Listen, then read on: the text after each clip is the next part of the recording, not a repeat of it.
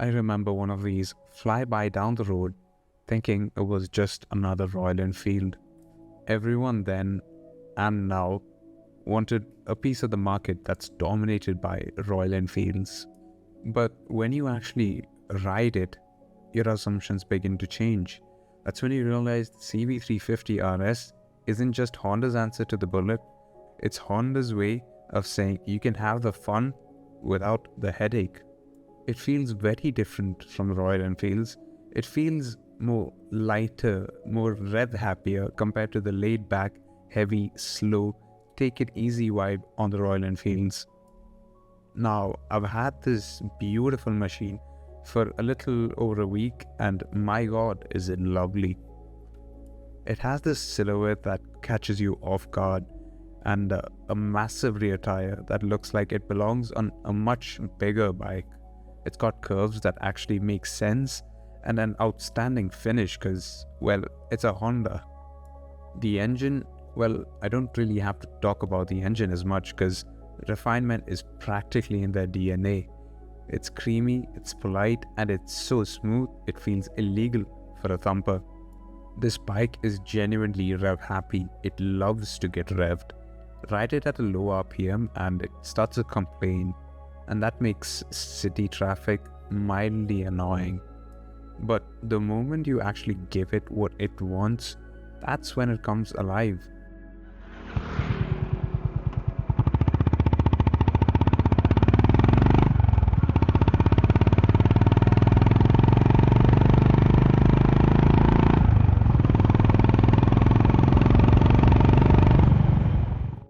Shifting gears feels effortless with the slipper clutch assist. You could pull it with your pinky finger. However, once you actually start moving, you see the problem. Honda's engineers spent so much time making the shift feel good that they forgot to check if the gears actually made any sense. Here's the thing. As much as I love this machine, I cannot for the life of me get used to this gearbox. Honestly, what was Honda thinking? There's this dead zone, this purgatory between 35 to 45 km per hour, where the bike just feels like it has an identity crisis. The second gear screams for mercy, and the moment you click it to third, it starts to lug.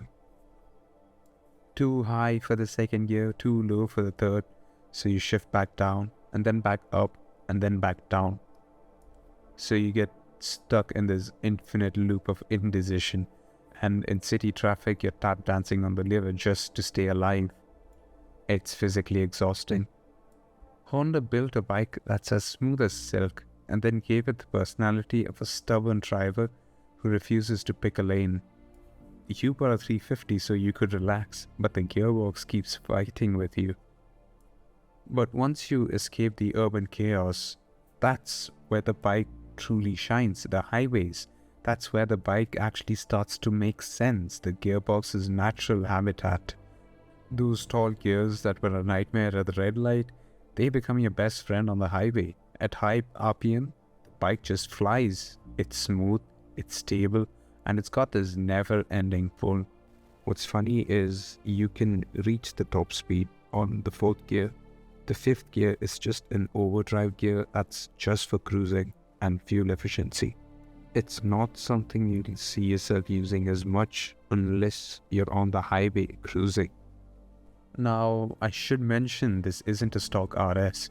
My friend owns this particular beauty and he's nudged it further into the scrambler territory.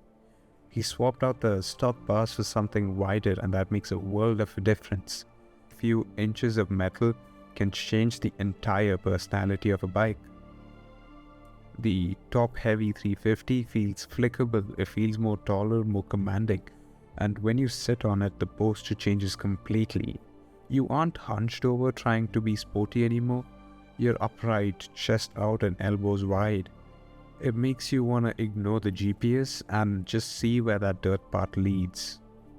Even if you know the moment you lose momentum, the gearbox is going to start to complain. Now, if you've ever sat on a stock CB350RS, you'll know how it feels a bit tight. And these bars, they fix the math. The cramped cockpit, it opens up, and instead of feeling like you're perched on top of a small machine, you feel like you're in command of it.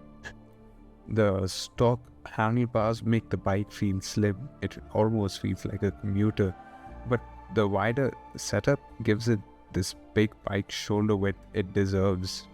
It turns the RS from a confused street bike to a proper rowdy scrambler. But even without those mods, the stock RS has its own charms, though it takes a bit more convincing. You have the ergonomics. Honda calls this the RS, Retro Sport, and they certainly have tried to make it feel the part. They moved the seat pegs to the back, which is a nice touch, but they kept the bars low and narrow. It leaves you in this interesting middle ground, because you're not quite tucked in like a racer, and you're not exactly relaxing. It's like this bike is gently suggesting you should be in a hurry, even if you're just going out for milk. Another thing is, it's a bit of a top-heavy machine. It's got a bit of weight up top that you start to feel the moment you try to fancy the twisties. It has this polite way of wanting to stand back up mid-corner, as if to remind you that it's a sophisticated Honda. It doesn't exactly dive into the corners, it more or less considers them. And it needs a bit more muscle to get it to tip over. But once you've forced it in, it has this slight tendency to drop further by itself. It's not perfectly neutral, so you're constantly making minor corrections mid-lean just to keep it on line. It does not do the work with you. You have to stay awake and negotiate with it. Other than those two things, and it's hard to call them flaws, let's just say Honda-isms, I love this bike. I really do. It's a fantastic neo-retro roadster that almost gets everything right. Almost. Honda, why? The controls on the damn handlebar. What the hell, Honda?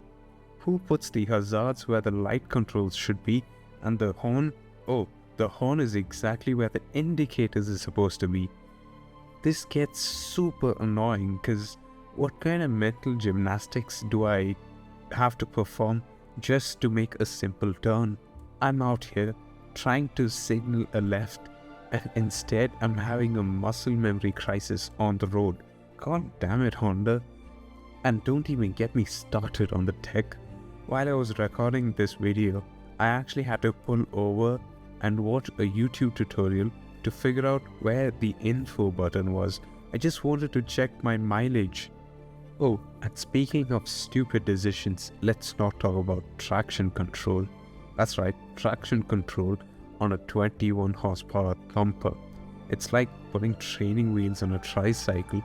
Sure, it might save a newbie from spinning on a wet leaf, but for the rest of us, it's just extra nanny tech.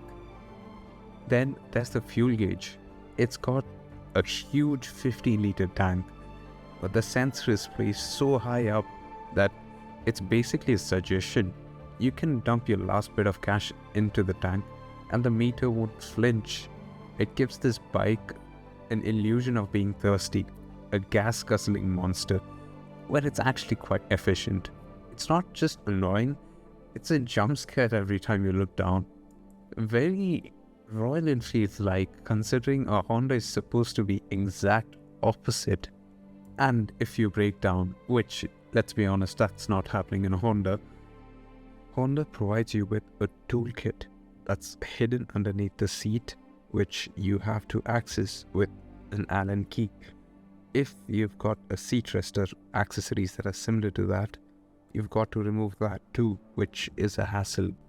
Better yet, to access the med kit, you need that Allen key. So in an actual emergency, if you've lost that one tiny key, you're not just mechanically screwed, you're medically screwed as well. Oh, and don't even get me started on the headlights. They're not for seeing, they're just for being seen, because I can't see a damn thing on the road at night. I could tape a flashlight to the handlebar and it'll be an upgrade over these. And what most people do is, most CB owners, they just swap it out for an aftermarket headlight.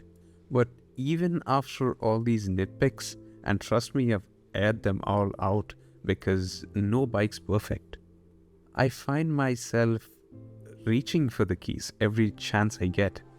The CB350 isn't trying to be a fire-breathing monster or a flawless commuter, it's just trying to be honest. It delivers a pure, uncomplicated joy of riding without the constant tinkering that plagues some other retros. The smoothness, the style, the way it turns heads at every stoplight, it's got this effortless charisma that sneaks up on you. Sure, the gearbox might make you work in traffic and the tech feels like a puzzle from the 90s, but once you're cruising, all that fades away. You're left with a bike that's reliable as hell, fun when it counts, and built to last without draining your wallet. It's not a perfect bike, and that's a plus point. Perfect is overrated, honestly, and it's a Honda through and through, engineered to make every ride feel a bit more special, quirks and all. And like the old slogan goes, you meet the nicest people on a Honda. If you're in a market for something that blends retro soul with modern peace of mind and rev-happy moments, of course, give the RS a try. You might end up as hooked as I am.